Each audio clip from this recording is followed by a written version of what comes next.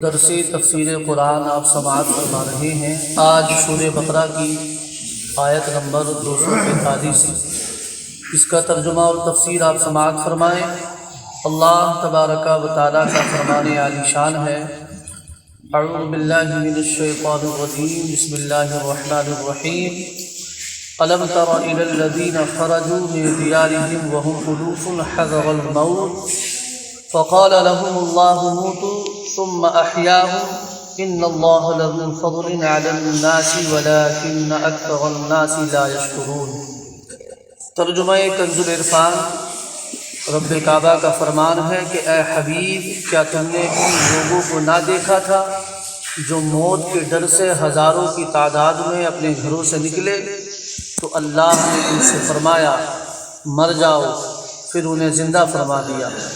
بے شک اللہ لوگوں پر فضل کرنے والا ہے، مگر اکثر لوگ شکر ادا نہیں کرتے۔ بنی اسرائیل کی اس آیت کی جو تفسیر علماء نے بیان فرمائی ہے وہ اس طرح ہے کہ بنی اسرائیل کی ایک جماعت تھی جس کے علاقے میں طاعون پھیل گیا، تو وہ موت کے ڈر سے اپنی بستیاں چھوڑ کر بھاگ نکلے اور جنگل میں جا پڑے۔ یہ لوگ ہزاروں کی تعداد میں تھے۔ حکم الہی سے سب وہیں مر گئے۔ کچھ عرصے کے بعد حضرت حزقیل علیہ السلام کی دعا سے انہیں اللہ تبارک و تعالیٰ نے زندہ فرمایا اور وہ مدتوں زندہ رہے۔ تو پیارے اسلامی بھائیوں، اس آیت پاک سے پتہ یہ چلا کہ موت کے ڈر سے بھاگ کر جان نہیں بچائی جا سکتی۔ اس واقعے سے یہ بھی معلوم ہوا کہ آدمی موت کے ڈر سے بھاگ کر جان نہیں بچا سکتا تو بھاگنا بیکار ہے۔ جو موت مقدر ہے وہ ضرور پہنچے گی۔ آدمی کو چاہیے کہ رضائے الہی پر راضی رہے۔ یوں ہی مجاہدین کو بھی سمجھنا چاہیے کہ جہاد سے بیٹھ رہنا موت کو دفع نہیں کر سکتا، لہذا دل مضبوط رکھنا چاہیے۔ ان اللہ لذو فضل علی الناس، بے شک اللہ لوگوں پر فضل کرنے والا ہے۔ ارشاد فرمایا کہ اللہ تبارک و تعالی بندوں پر بڑا فضل فرمانے والا ہے۔ کچھ لوگوں پر تو کوئی خصوصی فضل ہوتا ہے، جیسے مذکورہ والا لوگوں کو دوبارہ زندگی اللہ نے عطا فرمائی، جبکہ اللہ تبارک و تعالیٰ کا عمومی فضل و کرم تو پوری کائنات کے ایک ایک فرد پر ہے۔ ہر انسان دن رات اپنے ظاہر و باطن میں اللہ عز و جل کے کروڑ ہا کروڑ احسانات لیے چل رہا ہوتا ہے، لیکن لوگوں کی اکثریت اللہ تبارک و تعالیٰ کے فضل و کرم پر اس کی شکر گزاری نہیں کرتی۔ آگے رب کعبہ ارشاد فرماتا ہے وَقَاتِلُوا فِي سَبِيلِ اللَّهِ وَاعْلَمُوا أَنَّ اللَّهَ سَمِيعٌ عَلِيمٌ، اور اللہ کی راہ میں لڑو اور جان لو کہ اللہ سننے والا اور جاننے والا ہے۔ مَنْ ذَا الَّذِي يُقْرِضُ اللَّهَ قَرْضًا حَسَنًا فَيُضَاعِفَهُ لَهُ أَضْعَافًا كَثِيرَةً وَاللَّهُ يَقْبِضُ وَيَبْسُطُ وَإِلَيْهِ تُرْجَعُونَ۔ ہے کوئی جو اللہ کو اچھا قرض دے تو اللہ اس کے لیے اس قرض کو بہت گنا بڑھا دے، اور اللہ تنگی دیتا ہے اور وسعت دیتا ہے اور تم اسی کی طرف لوٹائے جاؤ گے۔ مَنْ ذَا الَّذِي يُقْرِضُ اللَّهَ قَرْضًا حَسَنًا، ہے کوئی جو اللہ کو اچھا قرض دے۔ پیارے اسلامی بھائیوں، راہ خدا میں اخلاص کے ساتھ خرچ کرنے کو قرض سے تعبیر فرمایا۔ سبحان اللہ، یہ اللہ تبارک و تعالیٰ کا کمال درجے کا لطف و کرم ہے، کیونکہ بندہ اس کا بنایا ہوا اور بندے کا مال اسی کا عطا کیا ہوا ہے۔ یعنی اللہ ہی نے بندے کو بنایا ہے، بندے کی تخلیق فرمائی ہے، اور بندوں کو رب کعبہ ہی نے مال دیا ہے۔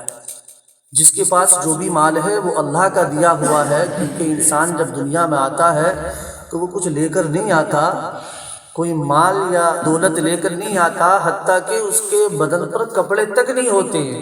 وہ جب دنیا میں آتا ہے تو نہ اس کے بدن پر لباس ہوتا ہے، نہ اس کے پاس کوئی مال ہوتا ہے، یہاں تک کہ اس کا نام بھی نہیں ہوتا۔ یہ سب اللہ اسے عطا فرماتا ہے۔ تو رب کعبہ کا لطف و کرم دیکھیں کہ اللہ تبارک و تعالیٰ کی راہ میں اگر ہم اپنا مال خرچ کریں تو اللہ نے اس کو قرض سے تعبیر فرمایا، اور علماء فرماتے ہیں کہ حقیقت یہ ہے کہ حقیقی مالک جو ہے وہ رب کعبہ ہی ہے، اور جبکہ بندہ اس کی عطا سے مجازی ملک رکھتا ہے، مگر قرض سے جو تعبیر رب نے فرمایا تو وہ کیوں فرمایا؟ وہ اس لیے فرمائی یہ بات اللہ نے کہ دل میں بندوں کے بٹھانا یہ مقصود ہے کہ جس طرح قرض دینے والا اطمینان رکھتا ہے کہ اس کا مال ضائع نہیں ہوتا اور وہ اس کی واپسی کا مستحق ہے، یعنی اگر کسی کو مال اگر کوئی قرض دیتا ہے تو اسے مکمل اطمینان ہوتا ہے کہ یہ میرا مال ضائع نہیں ہوگا، بلکہ جو ٹائم مقرر ہوگا، متعین جو وقت ہوگا، اس پر یہ مال مجھ کو واپس کر دے گا۔ اس لیے اللہ نے جو اس کی راہ میں مال کو خرچ کیا جائے قرض سے تعبیر فرمایا کہ بندہ اطمینان رکھے کہ وہ جو بھی کچھ اللہ کی راہ میں خرچ کرے گا وہ ضائع نہیں ہوگا، بلکہ اللہ تبارک و تعالی اور بہت زیادہ بڑھا کر اس کو عطا فرمائے گا۔ تو جس طرح قرض دینے والا اطمینان رکھتا ہے کہ اس کا مال ضائع نہیں ہوتا اور وہ اس کی واپسی کا مستحق ہے، ایسا ہی راہ خدا میں خرچ کرنے والے کو اطمینان رکھنا چاہیے کہ وہ اس خرچ کرنے کا بدلہ یقیناً پائے گا، اور وہ بھی معمولی نہیں بلکہ کئی گنا بڑھا کر پائے گا۔